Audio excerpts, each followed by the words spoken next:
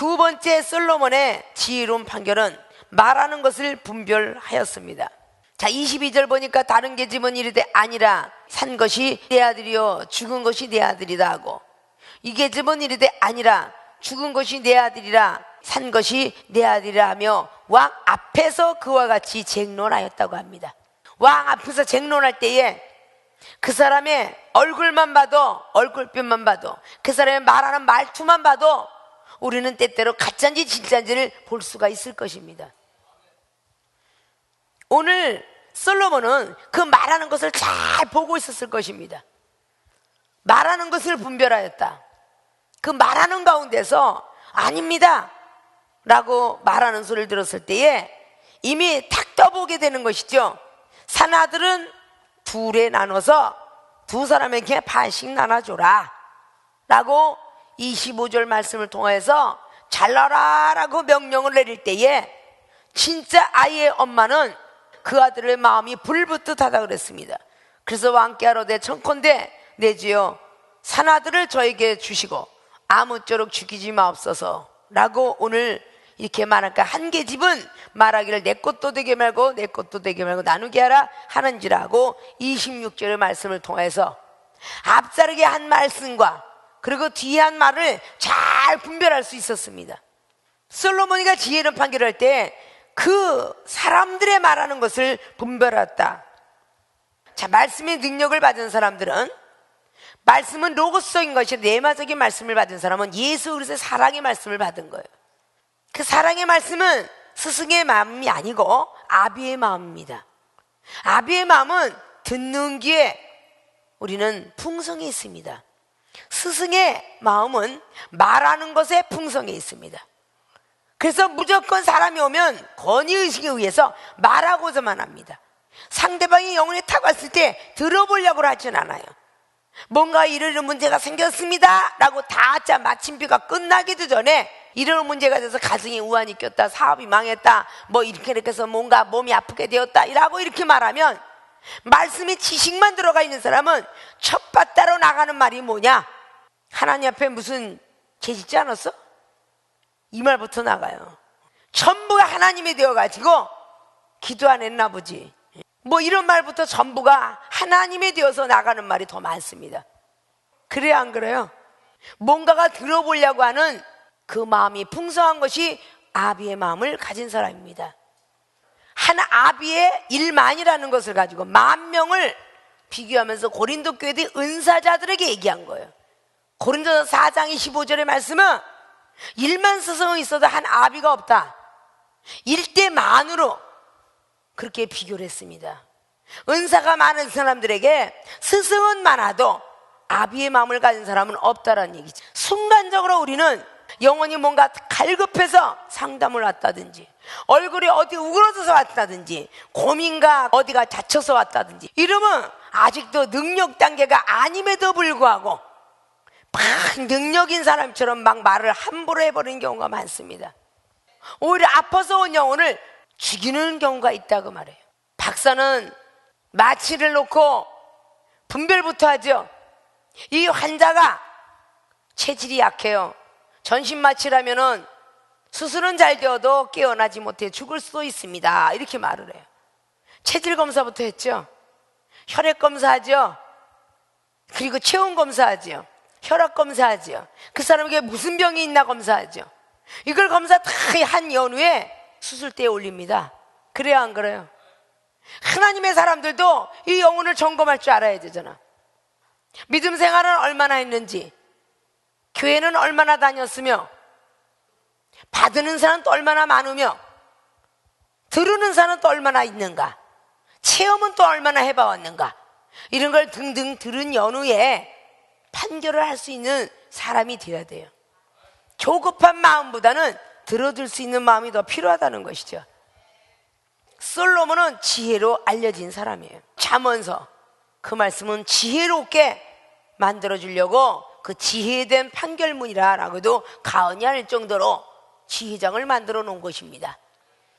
예수님께서 이 땅에서 지혜를 하늘로부터 받았다라고 말씀하고 있죠. 그 지혜는 잠언서 3장에 기록한 것처럼 정금보다 진주보다도 더 높은 그런 것이라 라고 말씀하고 있습니다. 말하는 것을 우리가 분별할 수 있는 그 믿음들이 될 줄 알아야 돼요. 아십니까? 아브라함이가 왜 믿음의 조상이 되었을까요? 그는 믿음으로 받았고 믿음으로 행동했으며 믿음으로 드리려고 마음을 먹었습니다. 첫 번에는 천사의 말을 분별하지 못했기 때문에 창세기 15장에 나와 있는 그 말씀 중에서 너를 통해서 자식을 보겠다라는 천사의 말을 제대로 분별하지 못했기 때문에 그는 의심하게 되었고 10년 동안 기다려보았었지만 그 말에 대한 걸 확실성이 없었기 때문에 사라가 하갈을 주었을 때에 동침하게 되었으며, 그러나 나중에 한 말은 믿었기 때문에 그는 아들을 얻게 되었다는 것이죠. 그래서 창세기 22장의 1절에 하나님이 시험하시려고 아브람을 불렀다라는 그 시험하려고 불렀던 것을 분별할 수 있었어요. 하나님이 나를 시험하기 위해서 불렀구나, 만약에 나를 버리려고 해서 불렀구나라는 것을 분별하지 못했다면 아브람은 믿음의 조상이 되지 못했을 거예요. 저와 여러분에게도 하나님을 아직도 보일 수가 없고 들릴 수가 없고 확실성을 갖지 못하니까 먼저 대언자를 세우시고 저와 여러분 사이를 항상 점검해내시면서 나의 대언자 말을 네가 얼마나 믿나 보자라고 시험을 할 때도 있고, 어떤 것이 되었든 이종의 믿음과 여러 믿음들이 화합이 된다면 오늘이 하는 이 말씀이 여러분에게 유익이 되지만, 그 믿음이 화합되지 못한다면 오늘의 말씀 역시 우리에겐 유익이 되지 못할 것입니다. 늘 말씀드렸던 히브리서 4장 2절 말씀에 믿음이 화합하지 못하니 말씀도 유익되지 못했다, 그런 말씀을 기록하죠. 이 말씀의 능력이 나에게 안 나는 것은, 안 나가는 것은 하나님의 믿음과 우리의 믿음이 화합되지 않았기 때문이야. 하나님께서는 우리의 믿음으로 우리에게 말씀하십니다. 내일 일은 내일 염려하라 말씀하신데 우리는 염려하고 있어요. 화합되지 못하니 말씀이 유익되지 못할 수밖에 없어요. 뭘 이렇게 돈을 걱정하느냐? 걱정하지 마라. 저는 걱정이 되거든요. 이런 믿음이 화합되지 못하는 거야. 그럼 당연히 말씀이 우리에게 유익되지 못하죠. 또다시 이종의 말이 믿음이 화합이 돼서, 야, 우리 생명수에는 커피 한 잔과 감염센터장과 모든 노이로제 환자들 고쳤다 라고 그러면, 그래요? 저도 한번 그렇게 해볼까요? 라고 이렇게 믿음이 이종과 화합이 되어야만 이종의 입술 나갔던 그 말씀이 유익이 되더라, 그 말이. 근데 믿어지지 아니하면 유익이 될 수가 없어요. 그런 일이 어디 있을 수 있어요? 어디 한번 시험해볼까? 그거는 되지 않죠. 때때로 이종이 야, 믿음으로 먹어라, 배 아픈 게 나을 것이다, 커피를 내가 이렇게 딱 줘서 나을 것이다 라고 분명히 하나님이 쓰는 종을 통해서 주었을 때 분명히 낫더라고 말입니다. 그러면 옆에서 보는 사람이 있다가 흉내를 내느라고 중목과 전도사가 야, 이 커피는 능력 있어, 우리 생명수에 먹어봐, 그러면 그게 능력이 있을까요? 아니죠. 그건 흉내내는 거예요. 억지로 먹이면 탈 뺏게 더 나겠어요? 그래야 안 그래요? 그 사람의 거부 반응을 일으키는 정도가 되면 아니해서 분별을 잘 해야 돼. 옆에 사람이 야, 이거 받아 먹어, 그 능력이야, 백날 얘기도 안 됩니다. 받는 사람이 믿음이 화합이 되어야 돼. 아십니까? 아, 이것은 지금 목사님이 그냥 배 아픈 줄 어떻게 하시고 이걸 주시는 것 같다. 말씀에 의지하여 내가 던졌나이든 물고기가 건진 것처럼, 물이 갖다 주니 포도주가 된 것처럼 이렇게 믿어져야만이 그게 말씀에 유익이 돼서 아멘 하고 받아먹은 것이 고침을 줄 수 있다, 그 말입니다. 아십니까? 그래서 가만 들어보면 여러분들도 대강은 분별하잖아. 보고 즐겁게 하고자 하는 사람이 있는가 하면, 야, 지금 잔뜩 찌그러져 갖고 야, 저 1층에 가갖고 저 가서 물건 좀 갖고 와. 가을과 봄에 시키면요 뛰어갔다 오는데 여름에 시켜봐, 짜증나고 신경질 내고 더워 죽겠는데 저걸 뛰어갔다 와야 돼? 10번 할지 몰라도 20번은 못 할 거야. 그래야 안 그래요? 여름이 오거나 겨울에 추울 때 야, 저 가게 가고 빵 좀 사와라. 봄, 가을에는 달려가서 사오는데 겨울하고 여름에는요 동생 시켜요, 동생. 자기가 가기 싫으니까 약잘 시킨다고 말이야. 왜 가기 싫냐? 그러면 아니에요. 그 아니에요라는 말을 분별해요, 안 해요? 가기 싫다 그 말이지. 대강도 분별하는데 어찌 그런 거를 영적 사람들이 분별을 못하겠냐 그 말이에요. 그래서 그 사람 말 속에는 한이 서린 말소리도 있고 억울한 말소리도 있고 속이 상한 말씀도 있고 누굴 원망하는 말소리도 있습니다. 이것이 전부 은사에서 나오는 것이죠. 믿습니까? 오늘 12절에 막 말한 거 보니까 이 중에 분명히 뭐가 하나 있구나. 그래서 일단 칼을 가져와라. 그리고 칼을 갖다 놨어요. 그리고 그 다음에 이야기를 하는 것이 저 아이를 잘라서 사나들을 잘라서 두 사람에게 나눠줘라. 그러고 그걸 관찰했던 거예요. 그래야 안 그래요? 산 아들의 엄마가 일바따로 얘기를 했어요. 제일 마음이 조급한 게 먼저 얘기했겠죠. 마음으로 고소하다. 그래 네 것도 말고 내 것도 말자. 이거는요 두 번째 말한 이 여인의 마음이 가만히 기다리는 마음이고 조급한 마음은 부모의 마음이에요. 자식이 찻길에 뛰어들어가면 먼저 끄집어내는 게 부모의 마음이고 물에 빠진 자식을 보면서 수영을 하지 못하지만 자식을 건져내고자 하는 것이 부모의 마음입니다. 자기는 죽고 자식은 살리고자 하는 게 부모의 마음이죠. 그래야 안 그래요? 그럼 오늘 말씀이 능력을 믿었다라고 칼을 가져와라는 것이 첫째 말씀이었다면 두 번째 말하는 것을 분별하였다. 두 계집의 말을 잘 분별했다는 것이죠. 그러니까 지혜는 지혜되 첫째 있는 것은 말씀의 지혜고 두 번째 말하는 것을 분별한 것은 믿음의 지혜입니다. 말하는 것을 분별하였다는 두 번째의 사건을 통하여서 지혜로운 판결을 내렸습니다. 세 번째는 사랑을 체크하게 되었습니다. 죽이라, 죽이지 말라. 이 말 속에 사랑이 있는지 없는지를 체크하게 되었습니다. 한 여인은 죽이라, 한 여인 죽이지 말라. 그 가운데서 사랑이 누가 있고 없고를 잘 보니까 사랑이 있는 자가 어머니인 것을 확신을 갖게 되었다 그 말입니다. 자, 그러면 오늘은 말씀의 지혜 그리고 믿음의 지혜, 오늘 사랑의 지혜를 잘 우리는 볼 수가 있어요.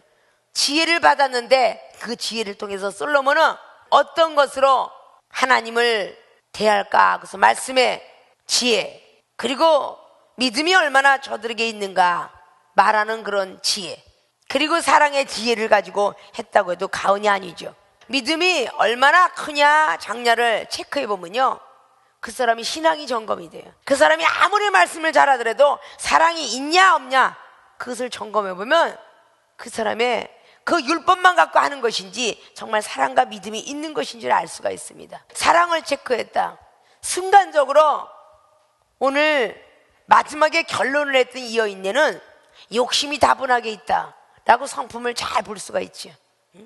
남이 잘 되는 걸 못 본다. 남을 있는 대로. 이거는요 여러분 옆에 사람의 성품도 체크할 수가 있어요. 좋을 때 해죽해죽 하는 건 누구나 알 수 있어요. 자기한테 아픈 일이 닥칠 때, 자기가 가지고 있던 것을 잃어버렸을 때, 그때 자기의 성품들이 나오는 겁니다. 여러분이 가지고 있던 은사가 없어졌을 때, 여러분이 가지고 있었던 기도의 능력이 없어졌을 때, 이럴 때 여러분에게 상당한 욕심이 나오는 거예요. 그리고 옆에 사람이 제대로 보여지지가 않는 겁니다.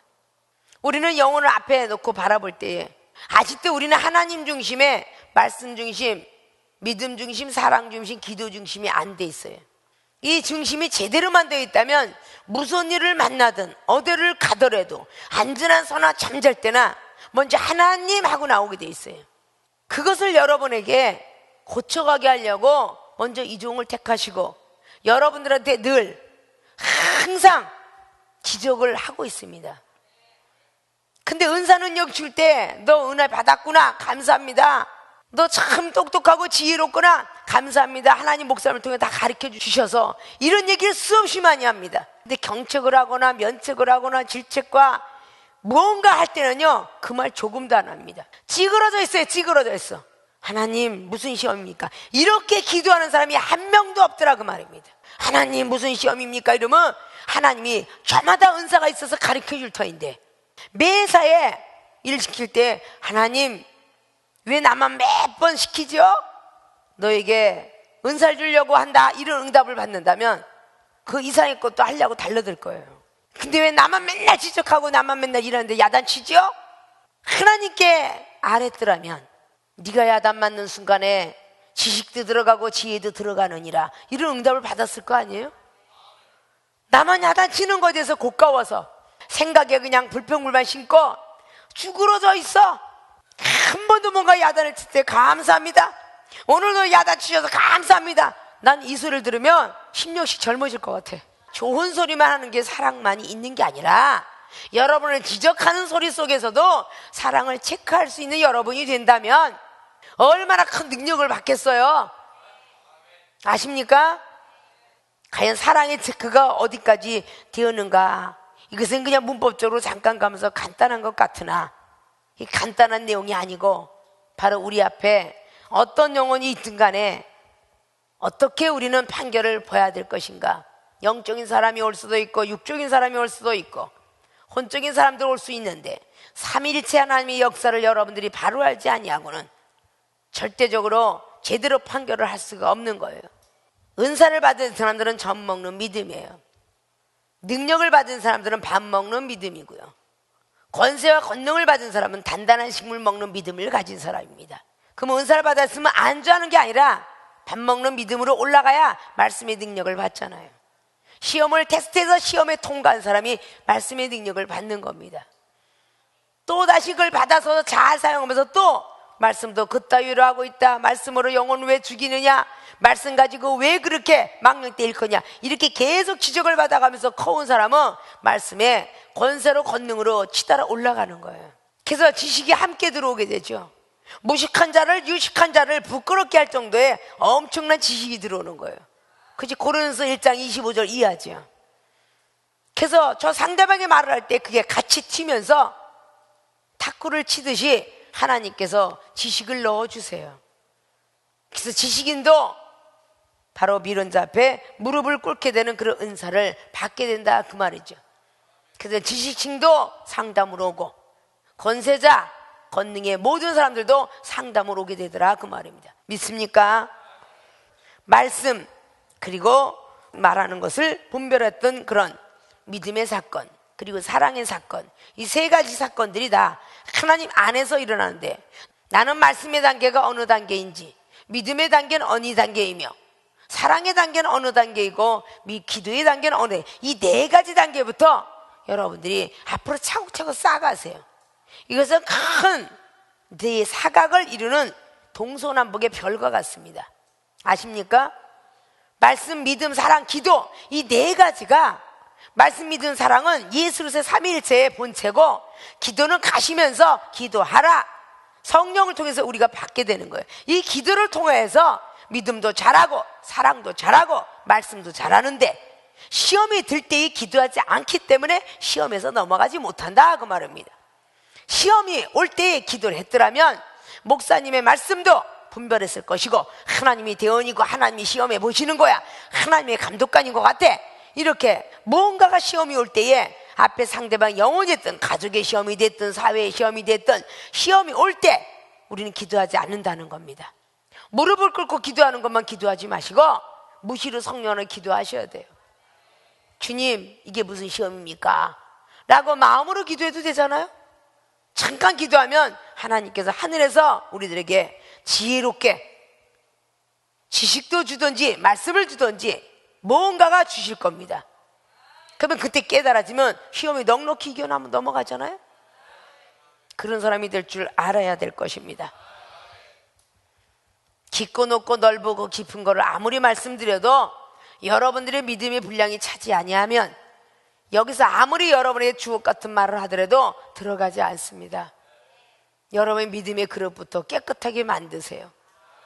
여러분의 못난 자아, 거만, 교만, 지식, 경륜 다 내려놓으세요. 하나님께서 여러분을 깨뜨려 부셔서 다른 그릇으로 만들려고 저와 여러분의 만남이 주선된 것입니다. 있습니까? 오늘 솔로몬이가 1000번 될 때 하루도 쉬었더란 말이 있습니까? 하루에 중도에 하차했더라면 절대 응답 못 받았습니다. 3년 6개월 동안 하루도 쉬지 않고 기도했다는 거예요. 작정 기도하다 하루만 넘어가고 변데도 그건 기도의 효과가 없어요. 아십니까? 이전에 기도할 적마다 하늘의 세계가 열렸고 보였고 은사 능력 받기까지 얼마나 많은 기도를 했겠어요? 산으로 올라다니면서 눈구덩이에서 한 6시간씩 앉아서 응답받을 때까지 기도했던 종이야, 이 종은. 그래서 무슨 문제만 생겼다면 무릎 꿇고 기도했어요. 기도가 하루도 쉬어보지 않고 기도를 했고, 이 목요 말씀 집회도 미국에 집회 갔을 때 빼놓고는 거의 쉬지 않습니다. 그러니까 하늘로서 지혜를 주든지 구하는 것마다 주시든지 하는 것입니다. 기도 쉬는 죄를 범치 않겠다라는 사무엘상 12장의 사무엘이가 기도를 잠깐 쉬었기 때문에 블레셋이 쳐들어온 것을 느끼고 다시는 기도 쉬는 죄를 범치 않겠노라 라는 말씀을 했어요. 우리가 기도가 쉬면 블레셋도 쳐들어오고 아멜렉도 쳐들어오고 모리아 모든 족속, 모압과 암몬 족속도 다 쳐들어옵니다. 믿습니까? 이런 악한 것들이 우리 마음속에 쳐들어온다 그 말입니다. 그러니까 기도를 쉬시면 안 돼요. 오늘 솔로몬이 지혜로운 판결을 잘 내려줬던 것처럼 첫째 말씀의 능력을 믿으시고, 두 번째는 말하는 것을 분별할 수 있는 은사를 받으시고, 세 번째는 사랑을 체크할 수 있는 능력들을 받으셔서 어떤 영혼이 온다 할지라도, 어떤 환경과 장소가 내 앞에 있다 할지라도 그 모든 것들을 잘 이겨내고 하나님 앞에 칭찬받고 복받는 모든 분들이 되시길 주님의 이름으로 부탁을 드리고 축원을 드립니다.